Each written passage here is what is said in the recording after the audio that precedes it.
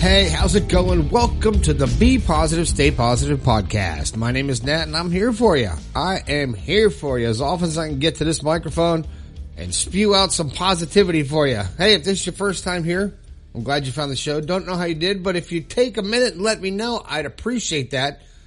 Let me know what's working and getting people in. Is it a hashtag? Is it a post? Was it a search? What was it? And you can let me know use the text line 304-506-3332. I love hearing from you guys on the text line. I got some new people that chimed in the past week. It's pretty cool. I love connecting with new listeners. And they're like, do you have any other podcasts? I'm like, yeah, almost 500 back there. So can you believe 500 shows is coming up? Wow. I should do something special for the 500th show. I'm not sure what it's going to be. If you got a suggestion, let me know. Text it to me. 304-506-3332. Don't forget about my book, The Positive Perspective. Positive Pete, your 75 books are, the rest of them should be here tomorrow. And I will ship those out tomorrow. Friday. They'll be shipping out Friday. All right. So I appreciate that. Positive Pete. We're going to be talking more about him in the future. Maybe we'll get him on the show. Who knows? Grab the book. You can get it on Amazon or you can get it from my website. It's called The Positive Perspective. You can get a personalized copy too, right there on my website. And one more thing, a quick thank you and some cheers and all that good stuff for Podomatic. Podomatic.com are the people who actually keep this show on the air. I can talk all I want, but if it doesn't get out there, you don't hear it. And they do it. They take care of it, and they make sure it gets to every single podcast location that it can get to, and in a timely fashion. They're pretty quick, and they're great. If you want to start your own show or your own podcast, you can do it. Go to Podomatic.com, sign up for free. They got an app you can put on your phone. You can actually do a live podcast from wherever you're at and publish it and everything right there. It's pretty cool. Check it out. All right, let's see. What am I going to talk about? What the heck am I going to talk about today? Well, I want to ask you. I have a question for you today. I'm not just going to talk. It's a question. You can't answer me, but you can through text. But today's show is about what are you searching for? What are you searching for? What's your ultimate goal? How will you know when you're happy? It's hard to answer, isn't it?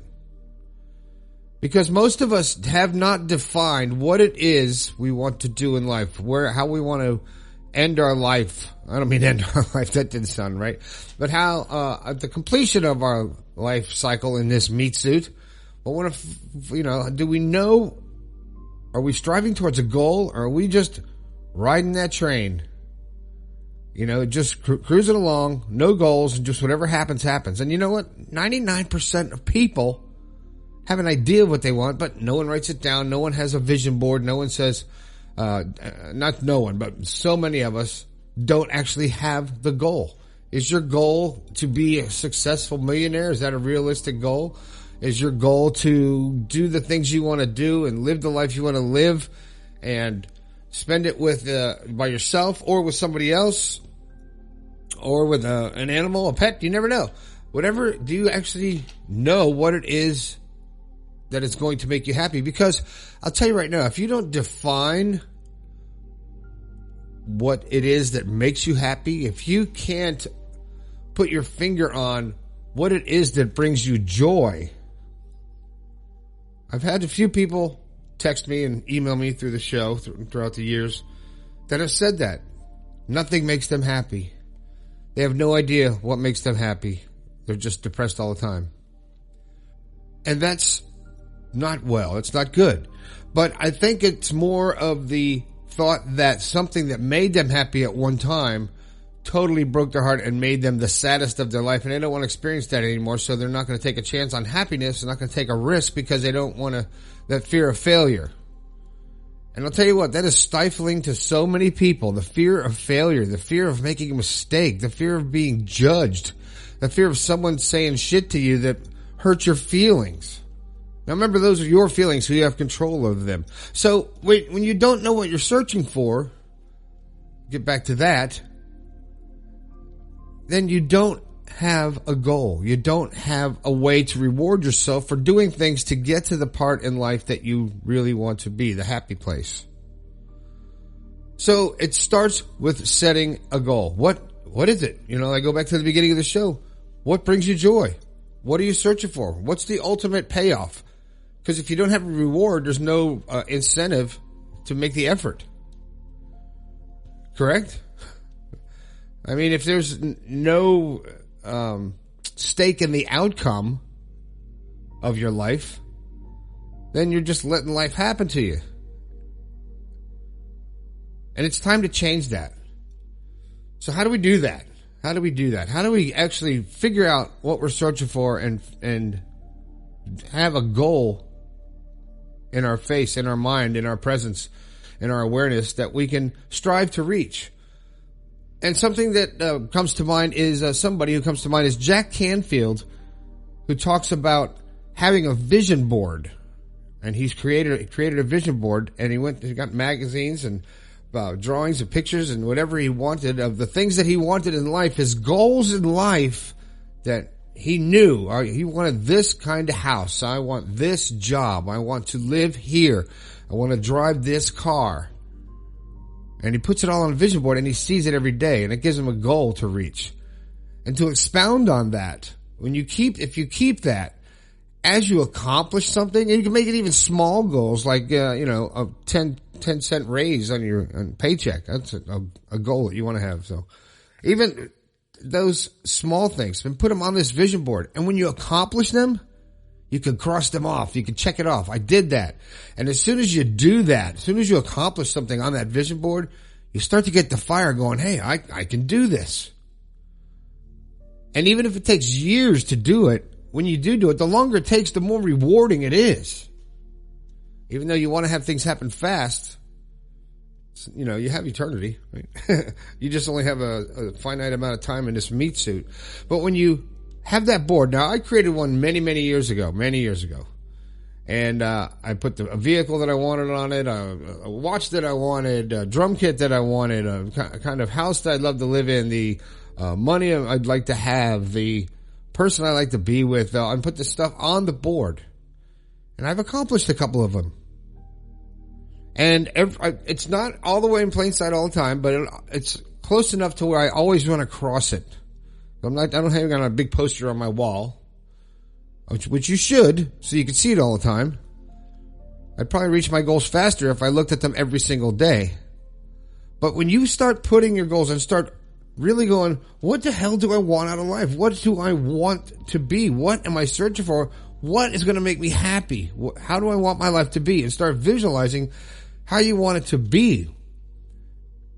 And number one, if you visualize your life how you want it to be and it's where you are, congratulations. You're happy. You're not done. There's more to accomplish. Don't just settle in. When you reach your goals, what do? Set a new one. And you go, I had the strength of all these accomplishments behind me.